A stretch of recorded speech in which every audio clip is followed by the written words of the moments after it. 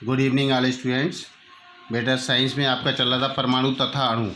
इसमें परमाणु तथा अणु में मैंने पीछे तक का करा दिया था। आज होनी है मोल अवधारणा, ठीक है, मोल कॉन्सेप्ट।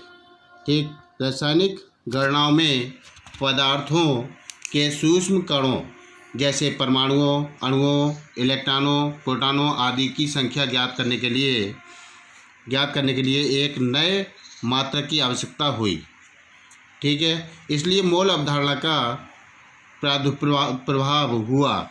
मोल अवधारणा के अनुसार किसी पदार्थ का एक मोल उसकी वह मात्रा है जिसमें C12 समस्थानिक के 12 ग्राम में उपस्थित परमाणुओं के बराबर कण, परमाणु, अणु या आयन होते हैं।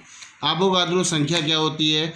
एक प्रायोगिक रूप से ज्ञात है कि किसी पदार्थ के 1 ग्राम परमाणु में उपस्थित परमाणुओं की संख्या कार्बन 12 के ग्राम परमाणु भार के बराबर होती है, अर्थात C12 के एक परमाणु में 12 ग्राम किसी पदार्थ के आणविक द्रव्यमान में समान अणुओं की संख्या होती है। दूसरे शब्दों में हम कह सकते हैं किसी पदार्थ के परमाणु ग्राम में उपस्थित परमाणुओं की संख्या C12 के 12 ग्राम में उपस्थित परमाणुओं की संख्या के बराबर होती है। ठीक है, अवोगाद्रो संख्या का मान कितना होता है? 6.022 इंटू 10⁻23। ठीक है, कार्बन 12 के समस्थानिक के 12 ग्राम में उपस्थित C12 के परमाणु की संख्या 6.022 इंटू 10⁻23 अवोगाद्रो संख्या कहलाती है। ठीक है, अगर आपसे पूछा जाए कि अवोगाद्रो संख्या किसे कहते हैं या कितनी होती है, तो हम लिख सकते हैं हम 6.022 इंटू 10⁻23। ठीक है, अब 6.022 इंटू 10⁻23 अर्थात अवोगाद्रो संख्या को रसायन में सार्थक माना गया है। अवोगाद्रो संख्या को हम N0 से प्रदर्शित करते हैं। अवोगाद्रो संख्या जो है वो इन चीज़ों के बराबर होती है, यानी पदार्थ के 1 ग्राम परमाणुओं में उपस्थित परमाणुओं की संख्या के बराबर होती है। अवोगाद्रो संख्या जो है पदार्थ के 1 ग्राम अणु में उपस्थित अणुओं की संख्या के बराबर होती है। अवोगाद्रो संख्या जो है वो आयनिक पदार्थ के 1 ग्राम आयन में उपस्थित आयनों की संख्या के बराबर होती है। अब आता है नेक्स्ट मोल परमाणु भार, यानी मोल ऑफ एटम्स। ठीक, तत्वों के मोल परमाणुओं का द्रव्यमान उसके ग्राम परमाणु द्रव्यमान के बराबर होता है। 1 मोल परमाणु में 6.022 इंटू 10⁻23 परमाणु होते हैं।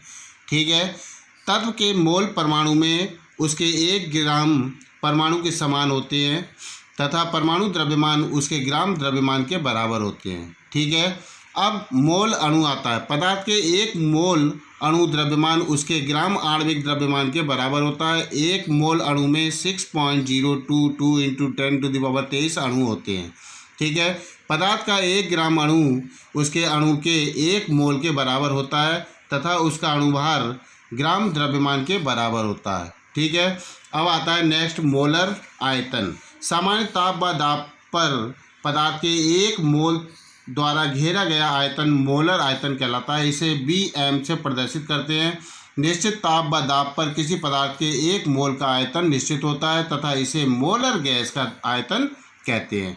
STP पर गैस का मोलर आयतन कितना होता है? 22.4 लीटर होता है। ठीक है बेटा, STP पर 1 ग्राम उसमें होता है 22.4।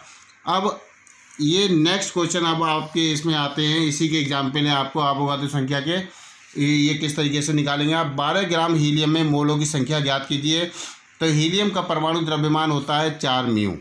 ठीक है, हीलियम का परमाणु द्रव्यमान जो है वो 4 म्यू होता है। हीलियम He का मोलर 4 ग्राम हो गया, इसलिए 12 ग्राम He में मोलों की संख्या कितनी हो जाएगी? हीलियम का द्रव्यमान बटे हीलियम का मोलर द्रव्यमान। ठीक है, तो हीलियम का द्रव्यमान कितना है? 52 दिया हुआ है। हीलियम का मोलर द्रव्यमान कितना है? 4 से इसे डिवाइड करो 13 आएगा। ठीक है बेटा, अब इस टाइप के क्वेश्चन आपको कैसे करने हैं? ऐसे ही 12 ग्राम द्रव्यमान के परमाणु की संख्या बतानी है। हमने यहाँ पे 52 ग्राम की निकाली थी, अब 24 की निकालेंगे आप। ठीक है, अब आता है आपका 3.011 इंटू 10⁻23 कार्बन डाइऑक्साइड यानी CO2 अणुओं का द्रव्यमान ज्ञात कीजिए। तो CO2 का मोलर द्रव्यमान कितना होगा? 12 + 2 इंटू 16। क्यों? क्योंकि O2 है, तो 16 इंटू 2 लिख दीजिए या 2 इंटू 16। तो 16 दूनी 32 और 12 को ऐड करेंगे तो 44 आएगा। ठीक है, अब सूत्र होता है आपका अणुओं की मोल संख्या बराबर दी गई कणों की संख्या बटे अवोगाद्रो संख्या। दी गई कणों की संख्या कितनी है बेटा 3.011 इंटू 10⁻23। अब अवोगाद्रो संख्या कितनी होती है 6.022 इंटू 10⁻23। इससे इसको डिवाइड करेंगे 10⁻23 से 10⁻23 कट जाएगा, कुछ नहीं बचेगा, 1 बचेगा। 1 की इससे इसको डिवाइड करेंगे तो आपका आएगा 0.5। तो CO2 का द्रव्यमान क्या हो जाएगा मोलर, CO2 का द्रव्यमान बराबर मोलर का द्रव्यमान गुणा मोल की संख्या बराबर मोलर का द्रव्यमान कितना 44, मोल की संख्या कितनी है 0.5, इसी गुणा करेंगे आप तो आएगा 22 ग्राम। ठीक है, ऐसे ही इससे निकालेंगे, ये आपको निकालने हैं सारे खंड। ठीक, इसी तरीके से आपको ये सारे सवाल आपको ऐसे ही करने हैं। और इसकी एक्सरसाइज दी हुई है आपको पेज नंबर 84 पर, ये सारे शॉर्ट क्वेश्चन करेंगे और इसके बाद यहाँ तक एक्सरसाइज करेंगे। ठीक है, प्रश्नावली आपकी परमाणु तथा अणु में पेज नंबर 85 पे जो अभ्यास दी हुई है इसको आपको फेयर कॉपी पे नोट डाउन करना है। ठीक है, इस पूरी एक्सरसाइज को आज आप करेंगे। अब नेक्स्ट टर्न से आपका अगला चैप्टर शुरू होगा परमाणु की संरचना। ठीक है बेटा।